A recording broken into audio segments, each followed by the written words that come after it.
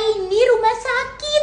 Terus di kelas kita ini nih tempat pengumpulan jenazah, tempat pengumpulan mayat. Omo, pengumpulan mayat. Aduh, makanya yang lebih gawatnya lagi, katanya di kelas ini